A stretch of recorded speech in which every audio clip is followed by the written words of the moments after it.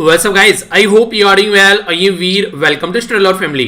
Direct मुद्दे की बात करते हैं। कई सारे बच्चों के द्वारा बोला गया कि सर क्या यूपीएससी के जो कैंडिडेट हैं उनको एक अटेम्प्ट और मिलने वाला है, तो आखिर ये क्या मुद्दा है और रिसेंटली अभी सुप्रीम कोर्ट ने इसके बारे में क्या बोला है, गवर्नमेंट क्या बोल रही है और आगे क्या एक्सपेक्टेशन आप लोग लगा सकते हैं कि अटेम्प्ट मिलेगा या नहीं मिलेगा। तो ये कुछ बातें हम लोग यहाँ पर जानने वाले हैं। तो सबसे पहले यहाँ पर केस के बारे में बात करेंगे, पर उससे पहले आप लोग यहाँ पर ये देखिए, ये यूपीएससी के द्वारा हर साल एडवांस में कैलेंडर जारी कर दिया जाता है।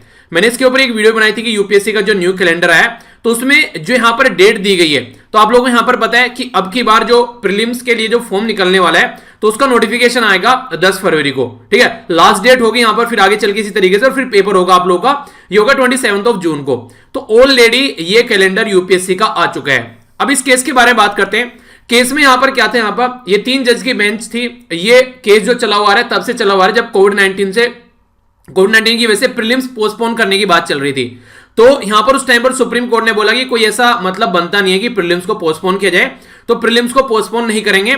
पर लेकिन जब यहां पर जो अपोजिशन वाली पार्टी थी उन्होंने जब बोला यहां पर उस टाइम पर जो इस केस में एएसजी जो एसवी राजू साहब जो थे, ये यहां पर असिस्टेंट सोलिसिटर जनरल गवर्नमेंट की साइड से गवर्नमेंट को प्रेजेंट कर रहे थे।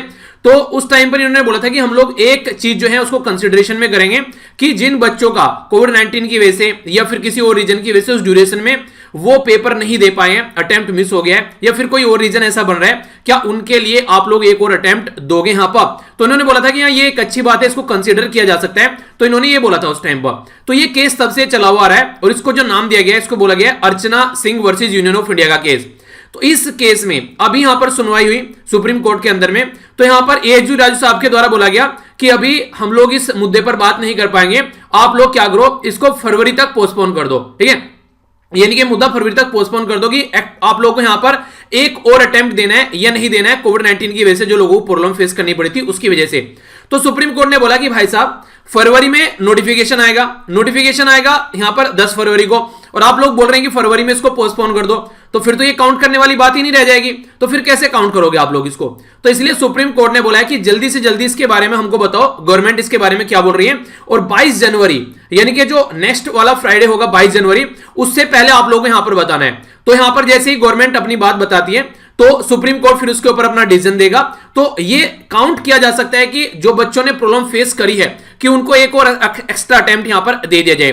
तो ये न्यूज भी आप लोग यहां पर देखते हैं, ये यहां पर है लाइव मिनट की और यहां पर है ये लाइव लो की न्यूज। तो यहां पर इनके द्वारा बताया गया कि सेंटर को बोला गया कि इस चीज को कंसीडर करके चले। हालांकि ये अक्टूबर 2012 में भी था यहां पर, ये ऐसी जो पहले यहां पर पिटीशन ये लंबी चली हुई आ रही है, तो उस टाइम पर भी पूछा गया था, पर लेकिन कोविड-19 के चलते उसको एक तरीके से पोस्टपोन कर दिया गया था। और फिलहाल अभी यहां पर सेंटर ने बोला है कि भैया इसके बारे में बताओ, क्योंकि फरवरी में नोटिफिकेशन आ जाएगा। तो अगर नोटिफिकेशन आने के बाद में इसका डिसीजन आ रहा है कि अटेम्प्ट मिलना चाहिए, तो फिर यहां पर उसका कोई मतलब नहीं रह जाएगा, फिर वो अगले साल एक और पोस्टपोन हो जाएगा। तो इस तरीके से आप लोगों को बताना है, ये इससे पहले क्या ये जनवरी के महीने में आप लोगों को बताना है, ताकि नोटिफिकेशन के हिसाब से फिर उसी चीज से तरीके से चीजें तैयार की जा सके।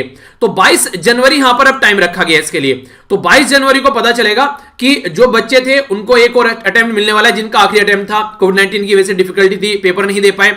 तो ये एक तरीके से आप लोग बोल सकते हैं कि रे ऑफ होप है, आशा की एक किरण है कि यहां पर कुछ स्टूडेंट्स के फेवर में डिसीजन आ सकता है। तो पर लेकिन ये आप लोग उसको उस तरीके से लेकर मत चलिए कि हाँ बिल्कुल डिसीजन फेवर में ही आएगा। देखने वाली बात होगी कि गवर्नमेंट अपना क्या तर्क रखती है यहां पर, और यूपीएससी फिर किस तरीके की चीजें जो इंप्लीमेंट की जाती है। तो ये इस तरीके से है। तो कई सारे बच्चों के कई सारे मिलते हैं कि यार एक और अटेम्प्ट मिल रहा है क्या, तो ये उनको नहीं मिलेगा जिनके पास में ऑलरेडी 2-3 अटेम्प्ट बचे हुए हैं, तो वो अपना तैयारी करते रहो आराम से।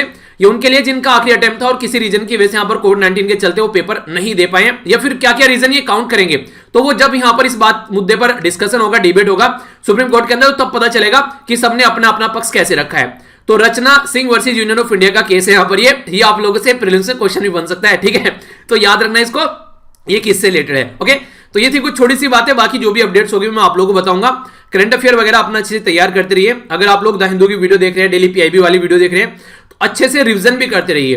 कोशिश करनी है कि जो ईपीएफओ का एग्जाम है उसके लिए, और पॉलिटी की वीडियो भी आप लोग देखते हैं। ईपीएफओ के लिए कम से कम 1.5 साल का मिनिमम करंट अफेयर करके आप लोगों को जाना है, और यूपीएससी के लिए भी आप लोग देख सकते हैं जिस तरीके से पैटर्न चला हुआ है, तो वहां पर मोटे मोटे तौर पर आप लोगों की प्रिपरेशन एक तरीके से अगर आप लोग तैयार करते हैं तो ईपीएफओ वाला पैटर्न ही रखिएगा, यानी कि 1.5 साल तक का कम से कम आप लोग करके जाइएगा। 1 साल तो करना ही करना है, ठीक है। 1.5 तो इसलिए बोला जाता है कि क्योंकि 1.5 में और भी बहुत सारी चीजें कवर की जाती है, कई सारे इश्यूज चलते रहते हैं, तो कई बार कई सारे क्वेश्चन पूछे जाते हैं, पर 1 साल तो मिनिमम है, एटलीस्ट वो तो करना ही करना है आप लोगों को, ठीक है। तो अच्छे से कवर करते रहिए, सारी पीडीएफ टेलीग्राम पर आप लोगों को मिल जाती है, वहां से डाउनलोड कर लेना। पॉलिटी के लेक्चर सारे जरूर देख लीजिएगा, कई सारे बच्चे रिवीजन कर रहे हैं तो उनको जरूर देखेगा।